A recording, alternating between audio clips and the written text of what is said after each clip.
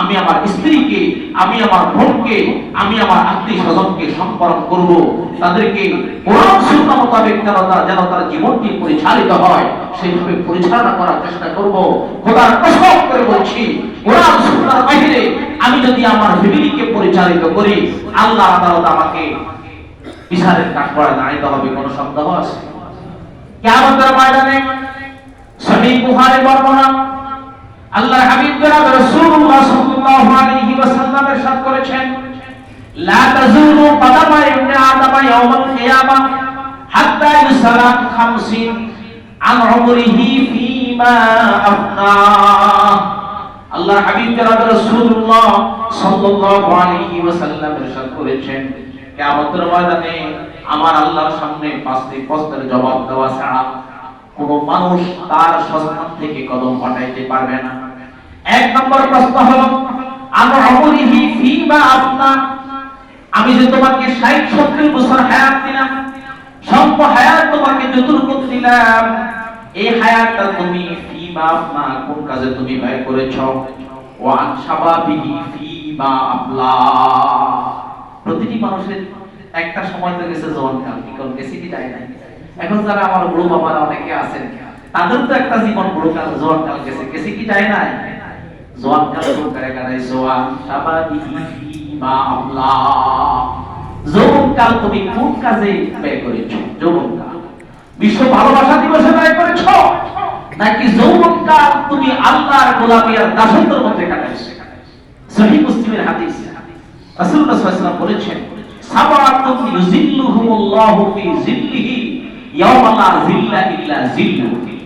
7 ব্যক্তি কিয়ামতের ময়দানে, যাদের জন্য যখন আল্লাহর আরশে আজিমের ছায়া ছাড়া কোনো ছায়া থাকবে না, 7 ব্যক্তি কিয়ামতের ময়দানে আল্লাহর আরশের ছায়াতে স্থান পাবে। তার মধ্যে একজন হলো শাবুন নাশা ফি ইবাদাতিল্লাহ।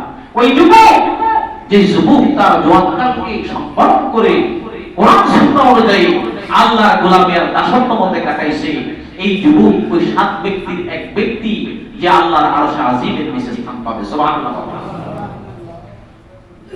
যে তার জওয়ানকালকে কোরআন সুন্নাহ অনুযায়ী ব্যয় করেছে, শরীয়তের সীমারেখার ভিতরে রেখে ব্যয় করেছে, সঠিক ভালোবাসার পথে নিজের ভালোবাসাকে ব্যবহার করেছে, ওই যুবক আরশে আজিমের নিচে স্থান পাবে। আল্লাহ পাক রব্বুল আলামিন বলবে, বান্দা তোমাকে তো একটা হায়াত দিয়েছি, কোন কাজে ব্যয় করছো? এক সময় তো তুমি যুবক ছিলা, এই জওয়ানকালকে তুমি কোন কাজে ব্যয় করেছো? ওয়া আন মালিহি ফি মিন আইনা কাসাবাহু ওয়া ফিমা আনফাকাহু। এরপরে বলবে, তুমি তো মায়ের পেট থেকে আসার পর তোমার হাতে কোনো অর্থ ছিল না, আমি আল্লাহ তোমাকে মুক্ত হস্ত থেকে, খালি হাত থেকে কোটি টাকার মালিক বানাইছি। মিন আইনা কাসাবাহু, এই যে বিশাল সম্পত্তির মালিক তুমি হইছো, কোথা থেকে সম্পত্তির মালিক হইলা? কিভাবে হইলা? ওয়া ফিমা আনফাকা, এই বিশাল সম্পদ তুমি কোন কাজে ব্যয় করেছো? কয়টা? 7টা হইলা। সম্পদ কোথা থেকে উপার্জন করেছো, কোন কাজে ব্যয় করেছো?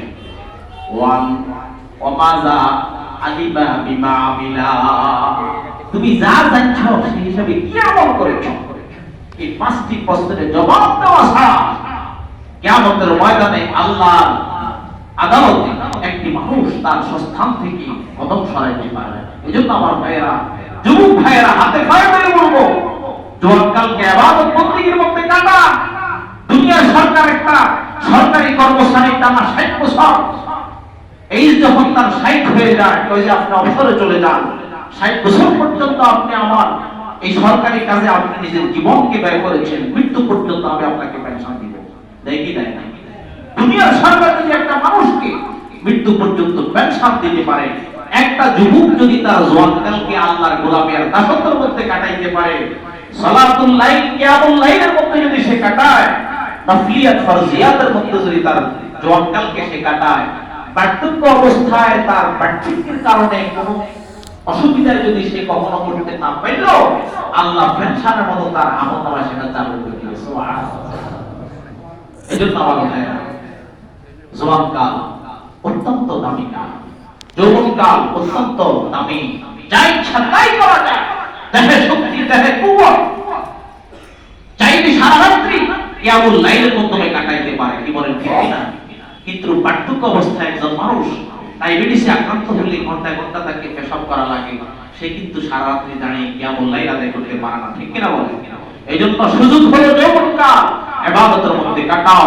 ওয়াশাবুন নাশা ফি ইবাদাতিল্লাহ, যে যুবক তার জওয়ানকাল আল্লাহর গোলামি আর দাসত্বের মধ্যে কাটাবে, বার্ধক্য অবস্থা না পাইলেও পেনশন চালু হয়ে যাবে। সুবহানাল্লাহ। এই জন্য আমার ভাইয়েরা, আমরা সচেতন হয়ে যাই, যুবক ভাইয়েরা সচেতন হয়ে যায়। বিশ্ব ভালোবাসা দিবস